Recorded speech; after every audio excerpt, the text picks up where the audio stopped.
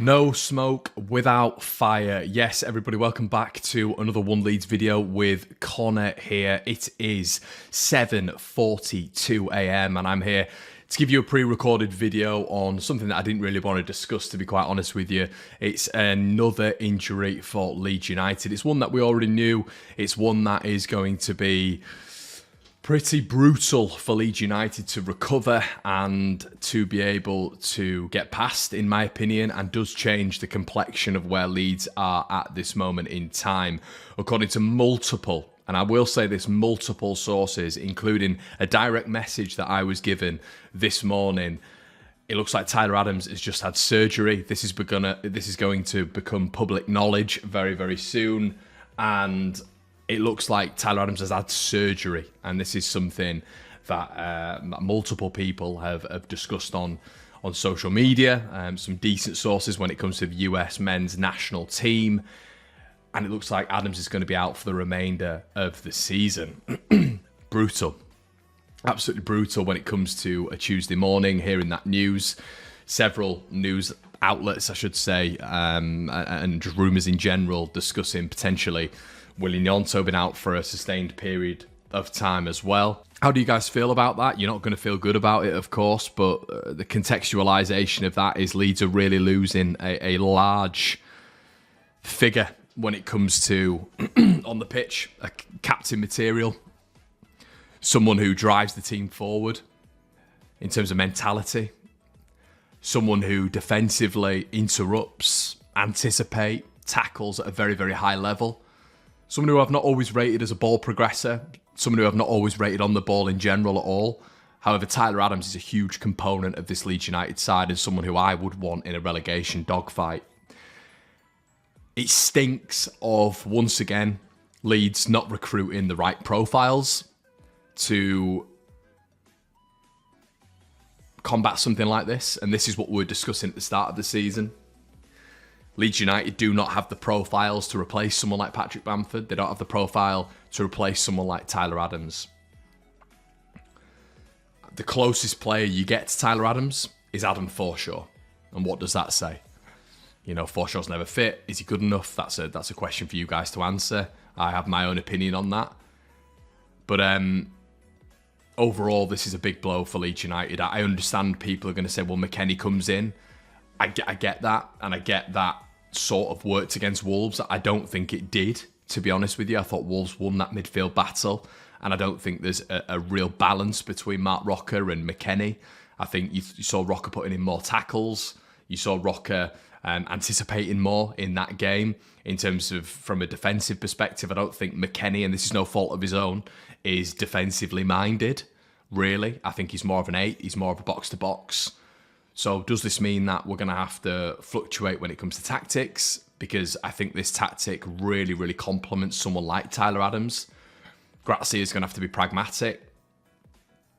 This is a big blow for Leeds, everyone. It's a really, really big blow. And with the uncertainty of what's going on well, we know what's going on with Tyler Adams, but Verber at the minute, and the uncertainty of what's going on with Willian Gnonto, the perspective has suddenly changed on where Leeds are in terms of, well, where we are going forward, really. 14th in a decent position, but we've got 2 games coming up outside of Arsenal, which are season defining. We can't lose a single one of those games.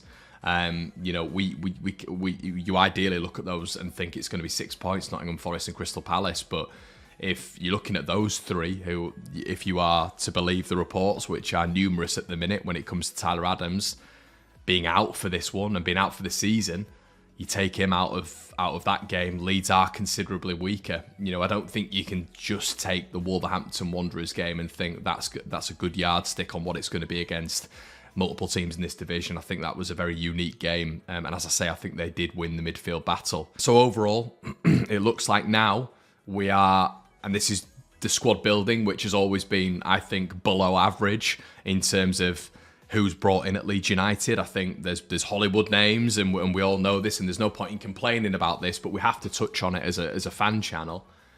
This is where you get people in who can come in and be that person who replaces Tyler Adams, and as a fan, you can look at that replacement and think, okay, they'll do a decent job. They'll be okay.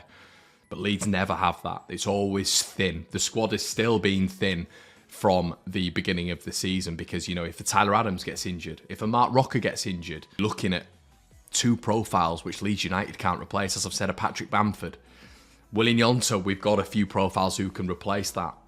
Verba, you could even say we've got a few profiles who could replace that when you look at Liam Cooper and Pascal Strout. They're not at that level, but they do have profiles.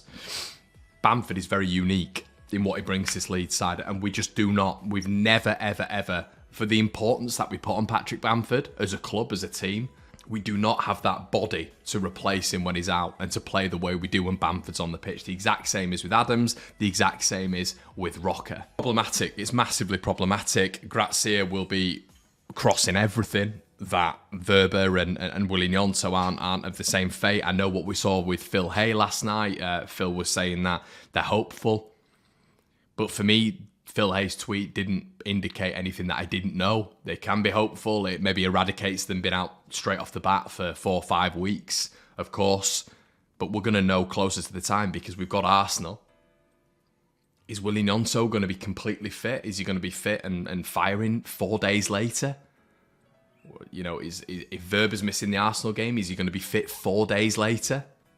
I don't know. It seems like a very quick turnaround. I feel much more confident, obviously, if there was a gap between Arsenal and another game.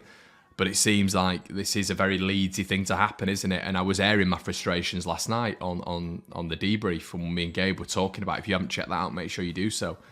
I was airing my frustrations and just the fact that it seems to be, ever since the start of Bielsa's tenure, we are one of the most unluckiest clubs in the division when it comes to squads. And actually having a fully fit squad, it's completely alien to Leeds United fans. You get Sinisterra, you get Rodrigo and Bamford back, Tyler Adams, Verba, Willian Yonto go out. It's always the same thing with Leeds United. It's so frustrating.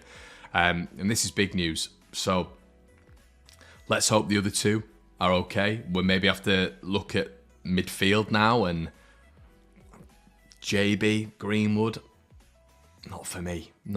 And that's no slight on JB. Greenwood's nowhere near good enough. But JB for me, you know, he's a young lad. You need real characters and personality and experience. I know Adams is a young man, but he plays like a 28, 29-year-old in this relegation dogfight. And I do think this weakens Leeds. I do, going into this fight. And this will definitely enthuse a lot of teams in and around us. Other news today, Ilan Meslier, as I'm going to paraphrase here, but he's been speaking to, I think it's a French outlet, and saying that he needs to essentially be good for other clubs to look at him. I'm going to probably talk about that on a separate video in depth, but do I think Ilan Meslier would be a cataclysmic loss and a punch in the gut for Leeds United? I really don't. I think Ilan is a superb talent, but we all knew this day was going to come. I do think he's going to move on in the summer. Do I think that Leeds are going to be able to replace him? I do. You know, I think we could still get a keeper who is better with his feet.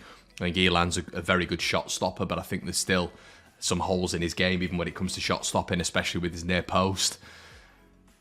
Catching from corners, still not 100% convinced on that one either. I think he's a little bit of a flapper. But overall, I think Ilan's been, and he still will be, a good servant for us. I think there's a different question here on whether or not he should be talking about this regarding his future when Leeds are in a relegation battle. I'd probably hark on caution for that and say, no, I don't think he should be. But it is what it is in modern day football. You see it more often than not, don't you? And yeah, as I say, I'm paraphrasing. I'll try find the quote and put it on screen, of course. But yeah, essentially talking about his future and how he needs to be more consistent for clubs to look at him. And I understand it, of course I do. But let me know what you guys think in the comment section below. Do you think Meslier's replaceable? Do you think he's not replaceable? What are your thoughts on the Tyler Adams situation? I mean, do you think are you okay with it? You might not be thinking he's in the best form at this moment in time, but do you think he's replaceable with the profiles that we've got? McKennie's very, very different to Adams, and yeah, harking on, a little bit worried for me. So let's hope that the other two are going to be able to seamlessly, you know, fit in and you know, change their game a little bit, because they're going to have to if we're playing this way. Guys, really appreciate you sticking around for this. Make sure you like, comment, and subscribe, and I'll see you in a bit. Cheers.